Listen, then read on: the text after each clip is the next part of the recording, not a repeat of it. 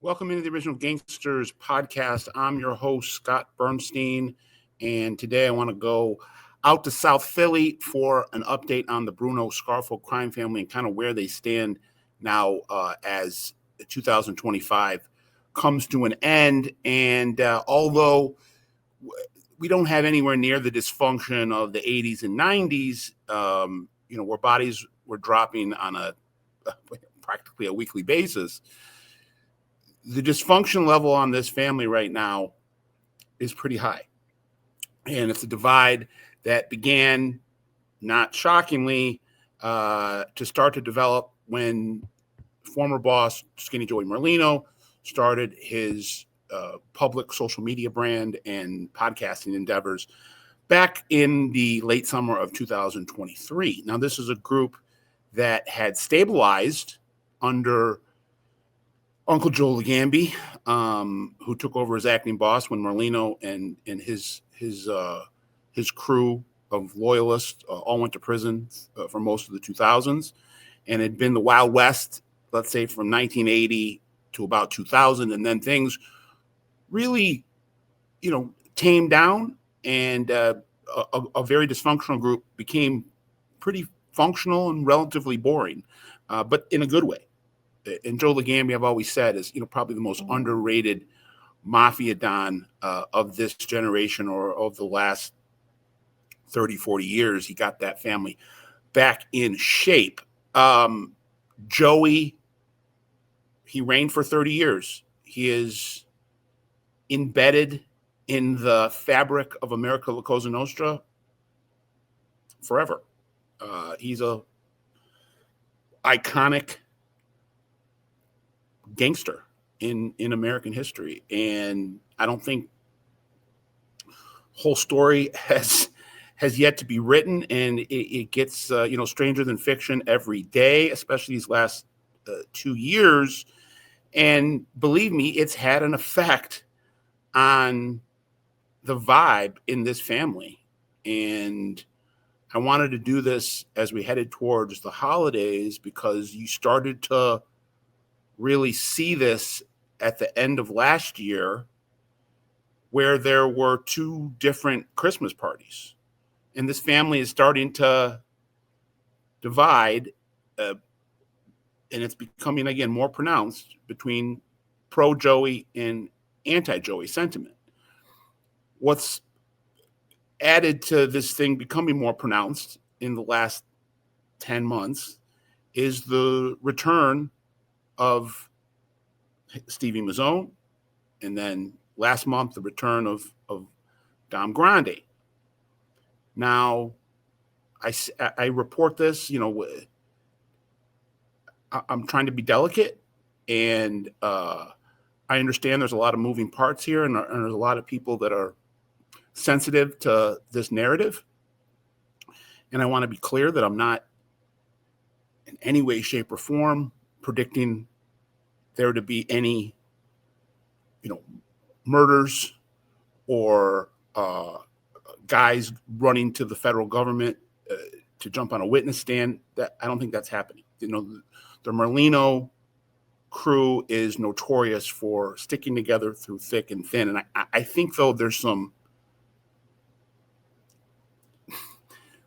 needle to thread there, and I think there's some nuance. I don't think any of them will ever turn against each other in the sense, again, of trying to kill the other one or taking a witness stand against any of the others. But just like any group of friends, there's over years, over decades, there's going to be disputes and factions and beefs, and it's no different here. And what I'm reporting now is that Stevie Mazzone is very angry at Joey Merlino, and he's made it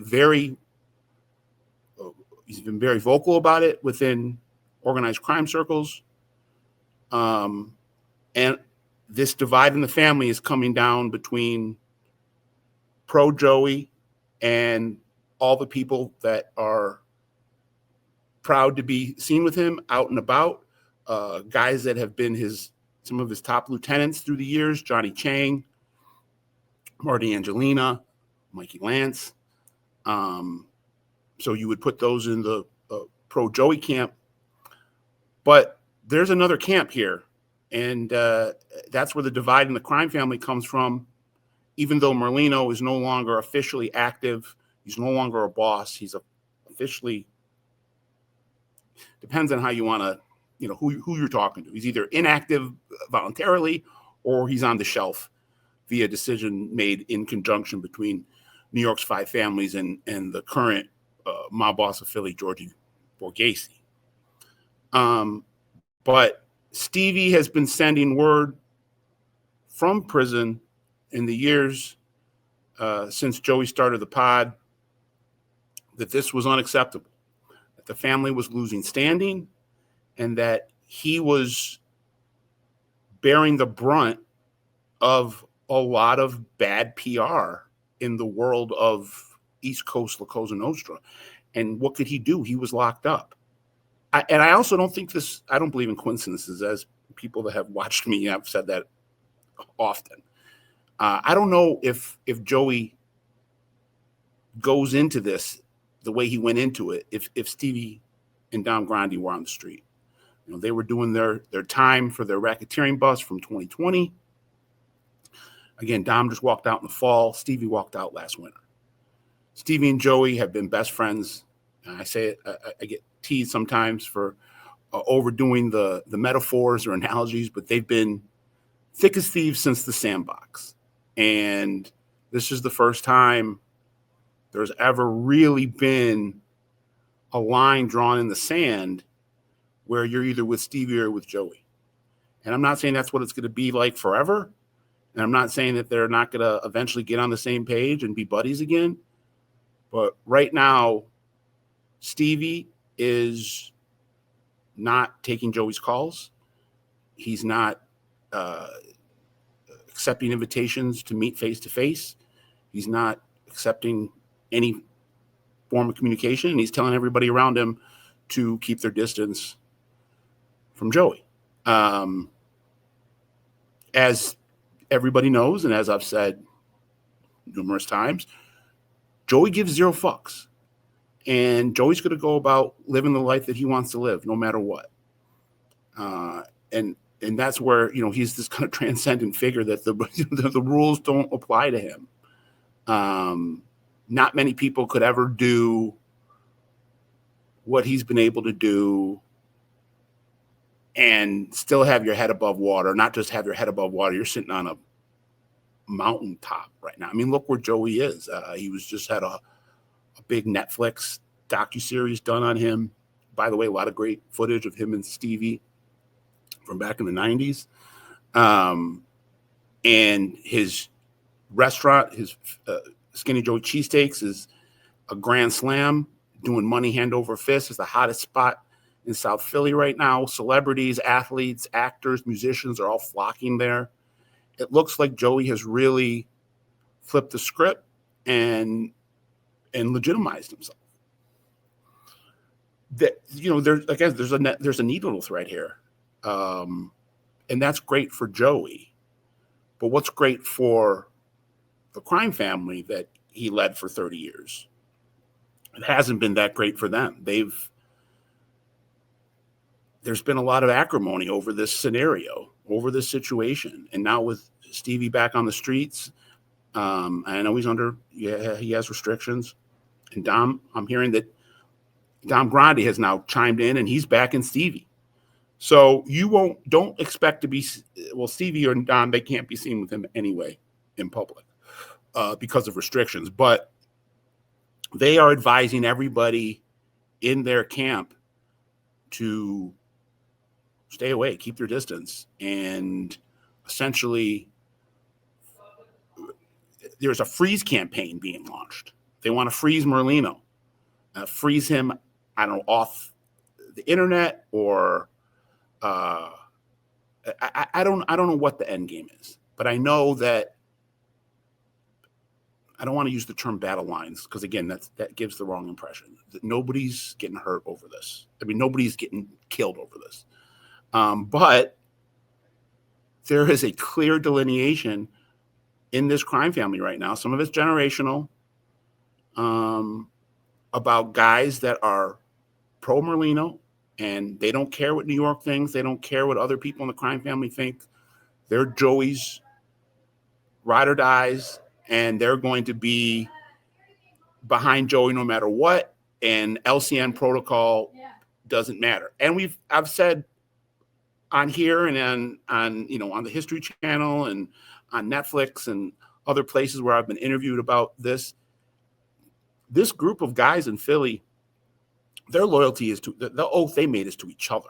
It's not to some greater LCN, greater good of the Mafia or this is a band of brothers from South Philly, way more than it's about the larger Mafia or La Cosa Nostra. So, and I want to point out that we've seen chinks in the armor before. We've seen cracks in this wall.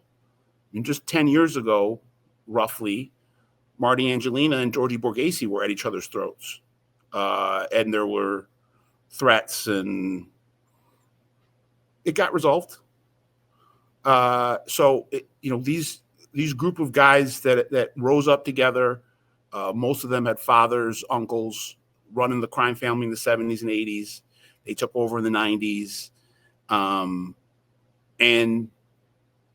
none of them have ever flipped on each other, and I don't expect them to. But there are some wrinkles that need to be smoothed out here, and I don't know how they get smoothed out. I'm just here to kind of call balls and strikes and tell it like it is. People that want to look at the situation and give there's nothing to see here and everything's hunky-dory and peaches and cream and Merlino is still beloved in South Philly. Two things can be true at once. He is still beloved in South Philly. He is still a god in South Philly. But within the organization, there is a faction of people and a growing faction of people that whose voice is getting louder, that what Merlino is doing with his podcasting and social media presence is diminishing the group as a whole, and is making them lose standing. And people can say New York does it. I've heard it online now for 2 years since this thing's been going on, 2-3 years. Believe me, New York still matters. It matters to Philly now. It mattered to them. Historically, they've been in a business relationship with New York, where New York had say over a lot of things in Philly. Obviously, the Mafia is different. LCN has evolved. It's not what it used to be. But just like in the past, New York played a role in Philly LCN. They do today.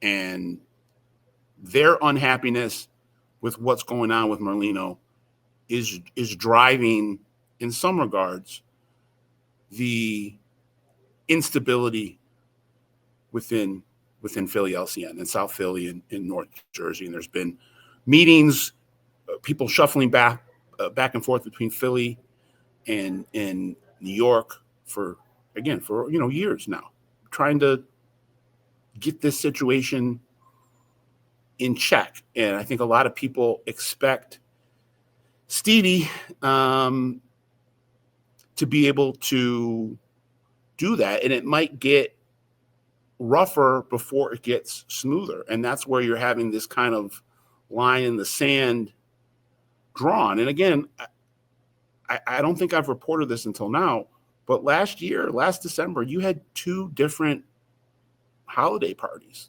One where Merlino's guys were welcome, where Merlino and his guys were welcome, and another where they weren't. And we'll see where they're at now with that in 25. But that was at the end of 24, and that was before Stevie got out and before Dom Grande got out. But this is a situation that needs to be, or people need to be aware of in the dynamics that are at play there. And again, it's not a coincidence that in all of the pictures and social media posts and all that. You've seen Marty, you've seen Mikey Lance, you've seen Johnny Chang. Who haven't you seen? You haven't seen Georgie Borghese. You haven't seen Uncle Joe Legambi. And they're, for better or worse, they're kind of caught in the middle of this. And I don't envy them. Georgie Borghese, it's like, I'm going to make an analogy to, a professional sports or college sports, a football team or a basketball team.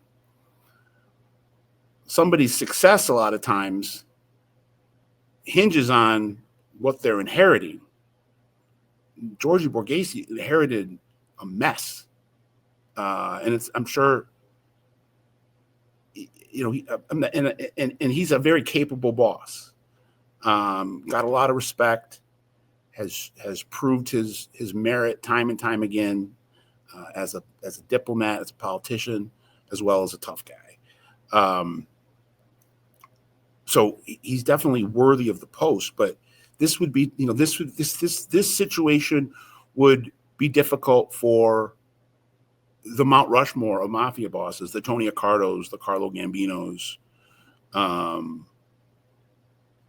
Chin Gigantes to manage, because again, there's so many moving parts, and Philadelphia is such an outlier in terms of LCN. They're a unicorn. So I think with Legambi, and he's officially the consigliere still, he's 85, 86. This is the last thing that he wants to deal with. So that's part of, from my understanding and talking to people, and I talk to people in Philly every day, on both sides of the law, guys on the street, guys in law enforcement, guys that are currently in law enforcement, guys that are retired but keep their hand on the finger on the pulse. And this is not how Joe Legambi envisioned his late 80s. And so some of it is just he doesn't want the diplomatic workload that it is to untangle this knot here with Merlino, and then the internal stuff and the external stuff. I know for a fact there's been at least one scenario in the last couple of years where Legambi had to get roused out of bed in the middle of the night to go mediate a situation that was popping off related to this divide. And as I said before, it's a slow burn. It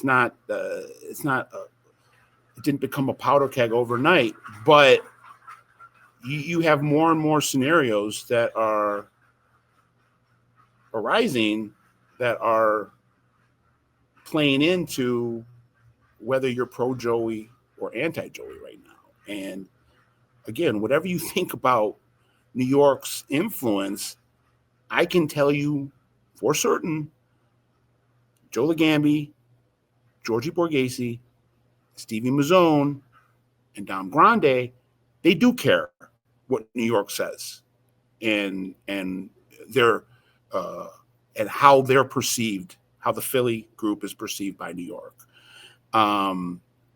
So there's no, for people that know, and and if you're not somebody that's just going to be someone who carries water from Merlino, he has his guys in the media that paint the picture that he wants to be painted. But if you're going to the source, this has been a bugaboo, and it's something that doesn't leave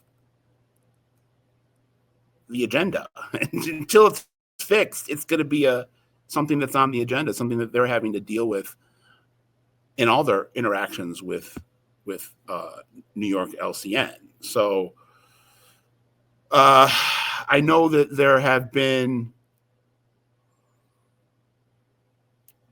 2 situations or 3 situations that have gotten very heated, 3 separate situations with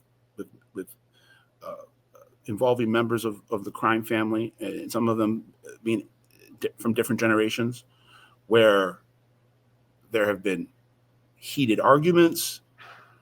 In one case, there was an assault. In another case, in 2 cases there were assaults. In another case, there was a very heated verbal exchange. So these things don't make it into the mainstream media, and in a vacuum, on its own, this kind of stuff happens every day, and has for 100 years in the Cosa Nostra. There are little tiffs and arguments that just happen, and they don't get reported. Some of them are benign, but you cobble all of this stuff together, and it's not. There's nothing to see here. There is something to see here. So I know that Georgie Borghese is in a tough spot, and he's toeing the line and following the letter of the law, LCN wise. It was his decision to put Joey on the shelf. So nobody can say that he didn't exercise his authority. Took over as acting boss, took over in the early 2020s, but became official boss when Joey stepped aside in the September of 23, just a couple weeks after he launched the pod. Stepped aside around the time of Joey's mother's funeral, and Georgie became official boss. And then in the spring of 24, according to Jerry Capacey, and then my follow-up reporting, he went from giving up his stripes as boss to Borghese deciding to put him on the shelf. Now, we all know the traditional LCN protocol. If you're on the shelf, there's a no contact order for the rest of the crime family.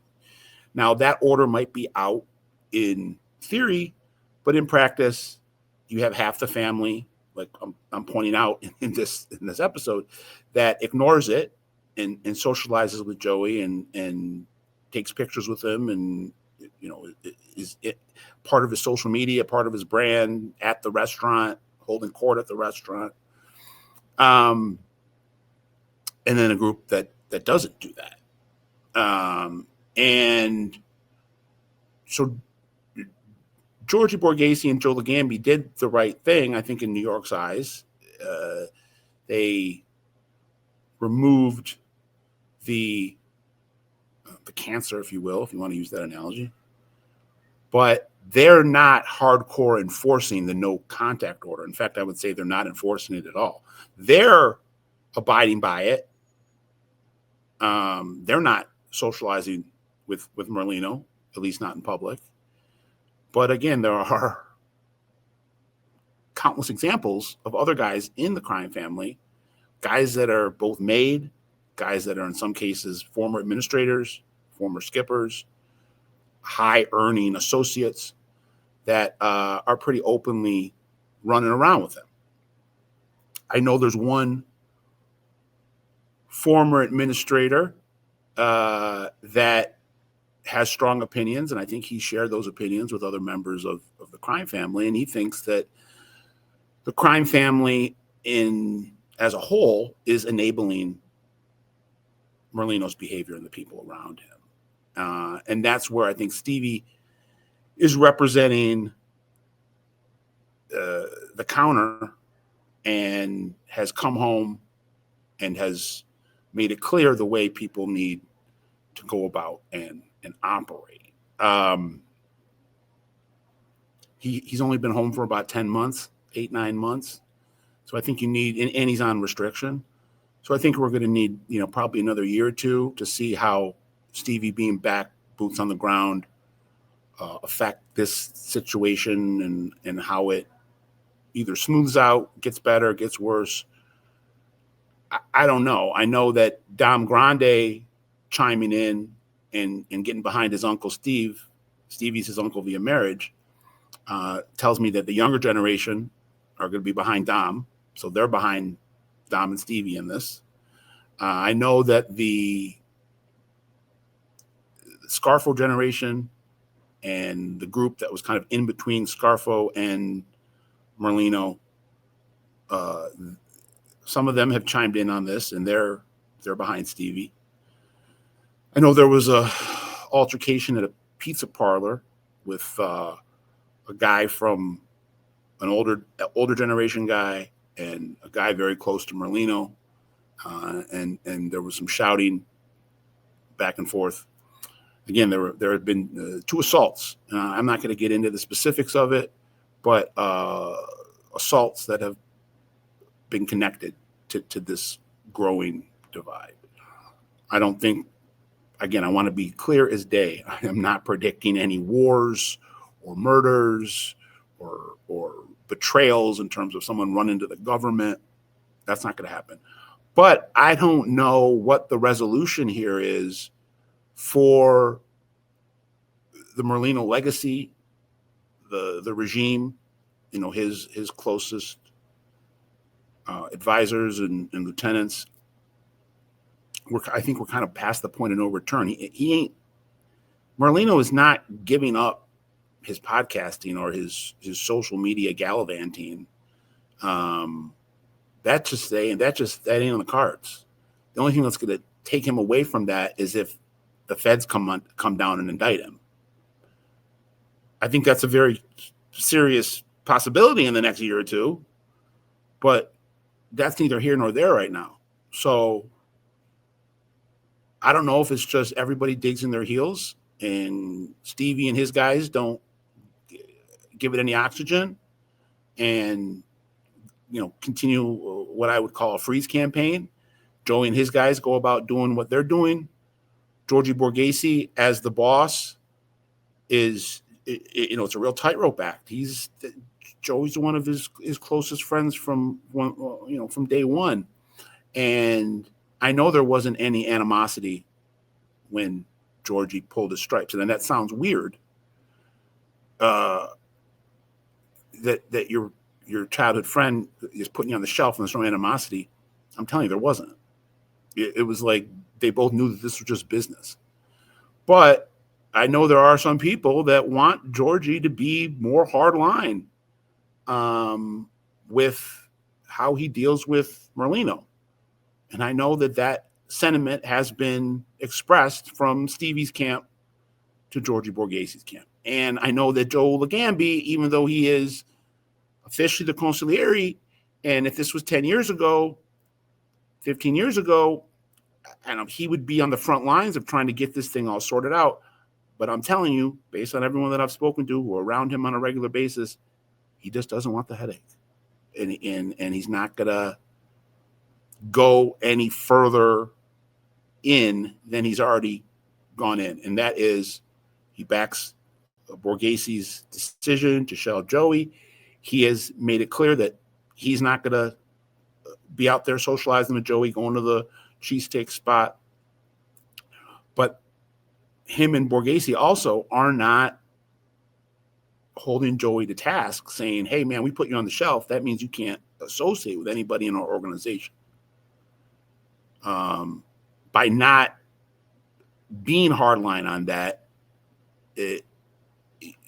you're kind of, in a way, opening the door for people to behave in a way that they, according to LCN protocol, they shouldn't be. But if your bosses aren't, it's like your boss can implement a rule and install a rule, but if he's not enforcing the rule doesn't have any teeth, it almost welcomes people to break the rule.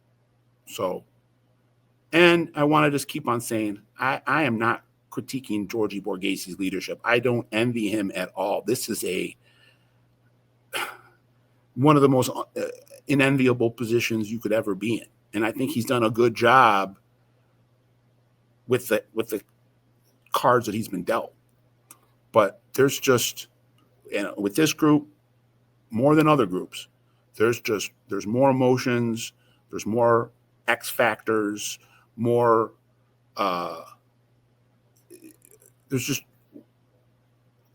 it's an animal all in itself, South Philly underworld, and it's unlike any other place on the planet. And if you don't study it or if you don't live there, you haven't grown up there, you haven't participated in organized crime there, you wouldn't understand it. And I think that there's a lot of people in New York that sit there, guys in other parts of the country that sit there and they marvel at what South Philly is, in in the good ways and bad ways. It's just different. It's just unlike any other area, and the loyalty factor means more in South Philly than it does anywhere else in modern day LCN, without question. But again, I don't think it has anything to do with LCN. It has to do with these guys all being loyal to each other and their friendship and the roots that they have and their families have.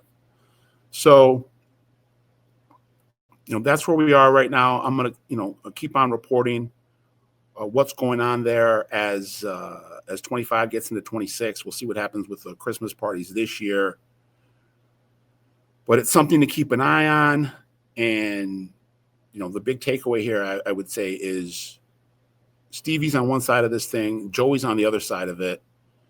And I think there's a lot of ground in between them to get it back to the point where everybody's copacetic and one big happy family again. And we have a little bit more dysfunction than we've had in the past 20, 25 years, which surprisingly became pretty boring. So for a reporter, for an author, this craziness over the last couple of years has been pretty cool, honestly. And this is you wouldn't expect anything else from Joey Merlino, who's had such a colorful career that as we get into the twilight of Joey's reign, I'd say this is the next 20 years is the end, after the first 40 years being the beginning and the middle. That why wouldn't it be colorful? Why wouldn't it end or conclude in a truth is stranger than fiction? Because that's the entire story up until this point. Joey is a one-man wrecking crew of a mafia boss, as a 21st century crime lord, as somebody to cover in the news cycle. I don't think we haven't seen anything like this. I mean, the only two people, I'd say 2 or 3 people you can compare are Gotti, Capone, Sam Giancana. But even Joey's got a leg up on even those people because of the era, because of technology, because of the accessibility. But Joey, the most compelling organized crime figure of our times. And we don't know how these last couple chapters are going to be written, but believe me, here at the OG Pod, over at our web magazine companion, the Gangster Report, we're going to be on top of it from the jump. If you've been following us here at OG Pod, you knew all about Joey Merlino and his issues with New York City and him getting forced off the throne before the mainstream media was reporting it. You knew it 8 months before because you were following us. So we appreciate the support. We love giving you the latest breaking news out of South Philly. It's my favorite place to report on. Go check out Mafia Prince if you hadn't, my book with Phil Leonetti. Shameless plug. But let everybody know about Original Gangsters Podcast across South Philly, Delco County, North Jersey. We got it all. Top to bottom, history, context, current day, from Bruno to Scarfo to Stanford to Merlino. We got it all here at the OG Pod and at Gangster Report. Please like, share, and subscribe. Original Gangsters